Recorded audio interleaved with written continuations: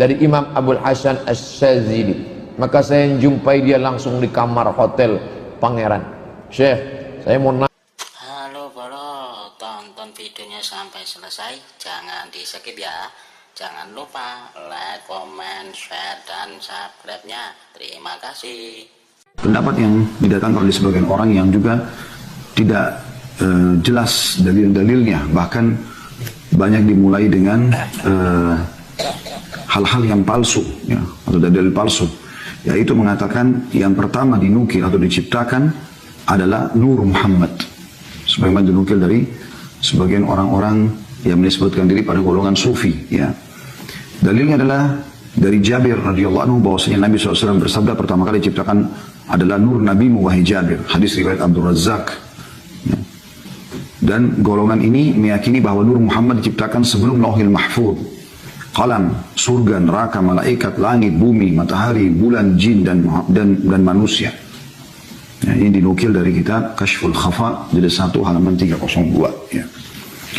Namun pendapat ini ditentang secara keras dan dituding sebagai pendapat yang menyimpang karena dasarnya adalah riwayat yang palsu. Riwayat itu tidak ada tadi ya. Riwayat itu dianggap palsu.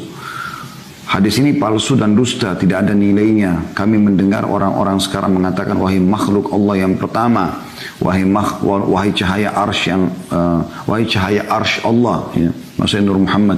Maka apa bedanya perkataan ini dengan orang-orang Nasrani yang mengatakan Isa adalah anak Allah?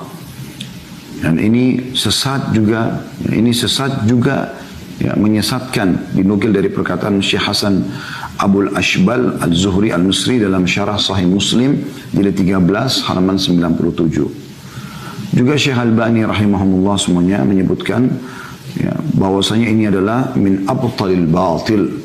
Ini diantara kebatilan yang paling batil. Diambil dari Musu Al-Albani fil Aqidah di jilid 3 halaman 816. Ya. Ini pendapat-pendapat yang ada dan sudah kita ketahui bahwasanya yang paling kuat daripada pendapat ini dan umumnya dipegangi oleh para ulama adalah pendapat arsy lah yang pertama kali diciptakan. Nah, ini bahasan kita yang pertama berhubungan dengan masalah hadis kita ini. Jadi sekali lagi saya kembalikan ke bahasan kita saudaraku seiman. Kalau yang pertama hadis yang menjelaskan masalah pertama kali diciptakan oleh Allah SWT adalah Al-Qalam, itu sudah dirincikan oleh para ulama. Ya, ini pendapat Ibnu Jarir dan telah dijawab oleh para jumhur ulama bahwasanya maknanya bukan qalam pertama kali, ya, tetapi pertama kali di jagat ini ya bisa terjadi, atau pertama yang akan mencatatkan takdir-takdir. Tapi banyak dalil menjelaskan kalau yang ada sebelum qalam itu adalah arsy dan air. Dan ada pendapat juga tadi yang ketiga mengatakan yang pertama adalah air, karena dilihat ada air dan arsy, ya, sebagaimana dinukil dari penjabat Ibnu Hajar. Kemudian yang terakhir ada yang mengatakan, dan ini ditolak oleh para ulama, kalau yang pertama Allah ciptakan adalah justru Nur Muhammad, dan ini sudah dibantah oleh para ulama. Berani bicara. Mulai Allah menciptakan Nabi Muhammad, nur yang pertama diciptakan Allah. Allah sudah bersalawat awan sayyidina. Falamma khalaqan nural Muhammadiyah fasammahu Muhammadan. Ketika Allah menciptakan Nur Muhammad, maka Nur Muhammad itu dinamai Tuhan dengan nama Muhammad. Makanya mengkada paham di sini, jangan berkomentar macam-macam. Jangan berkisah macam-macam. Itu hadis nur kadada, hadis nur itu daif, hadis nur itu maudhu. Jangan bicara begitu kalau kada paham, kada tahu, kada menjadi jalan itu, jangan. Ulama hadis banyak yang tahu itu, cakanya itu hadis itu hadisnya dhaif atau palsu. Kada mungkin Ad-Diba membuat itu. Orang Bahari Ja'far Al-Barzanji ada di kitab ini dari Al-Barzanji. Uji orang Bukit Al-Barsansi. Al-Barsansi. Syaraful Anam, Maulid Habasyi, Ad-Dibai, Azabi, seluruh maulid itu nang di Maroko, nang di India, maulid itu Bahari, itu orang Bahari mengarang. Mengarang kitabnya di dalam tuh hadis tuh. Orang hebat semua. Di Quran jelas sudah. Qad ja'akum minallahi nurun wa kitabun mubin. Hayya 'alas salam.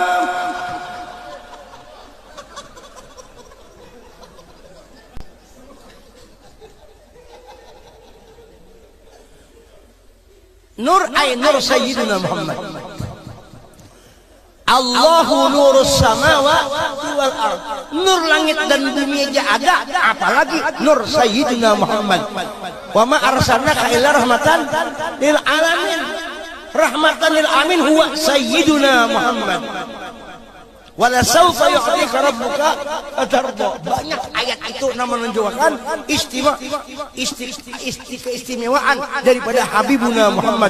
Laqad kana lakum fi uswatun hasanah huwa sayyidina Muhammad. Qul in kuntum tuhibbuna fattabi'uni ini itu huwa sayyiduna Muhammad. Banyak benar menjelaskan keutamaan Rasulullah. Quran unzilal Quran ala Sayyidina Muhammad. Jangan sampai kacang lupa dengan tanah. Bisa penterjemahkan sedikit demi sedikit. Sin mana tadi bingung aja lagi. Pendapat yang Berani bicara tarekat kalau tidak bertanya pada orang tarekat. Maka orang tarekat pun yang alim, jangan yang jahil. Orang tarekat yang ahli hadis jarang. Ada ahli hadis tidak tarekat. Ada orang tarekat tak ahli hadis. Datang ke Pekanbaru, ahli hadis dan tarekat. Namanya Syekh Muwaffaq. Tarekatnya Syaziliyah. Pernah juga mengambil Qadiriyah. Ada juga mengambil ijazah Naqasabandiyah. Jadi tarekat dia banyak. Tapi yang dia ijazahkan di masjid ini, itu zikir Syaziliyah. Dari Imam Abul Hasan Asy-Syazili. Maka saya jumpai dia langsung di kamar hotel Pangeran. Syekh, saya mau nanya banyak masalah nih. Takutnya di masjid nanti tak sempat orang banyak. Di masjid orang banyak bukan nanya, minta foto. Banyak pertanyaan. Di antara yang saya tanya tentang hadis Nur Muhammad. Kata dia, ya ibni, wahai anakku, hadis tentang Nur Muhammad ini tidak sahih. Nah, itu yang berkata Syekh Tarekat Syaziliyah. Mursyid dia. Dia bukan khalifah, dia sudah sampai pada tingkat mursyid. Ketika mursyid tarekat Syaziliyah di Suriah meninggal, beliau yang diangkat sebagai pengganti. Tapi dia tak bisa hidup di Suriah karena dia berlawanan dengan Bashar al-Assad. Maka dia pindah ke Turki sudah 5 tahun. Syekh Muwaffaq, mursyid tarekat Syaziliyah tentang hadis Nur Muhammad. Kata Syekh Yusuf Qardawi dalam Fatawa Muhasirah, maka yang pertama kali diciptakan Allah hadis sahih adalah qalam. Al-qalam, qalam artinya pena. Nun wal qalami wa ma yasturun. Al-qalam, yang pertama kali diciptakan qalam. Kata Allah, hai qalam, uktub, tulislah.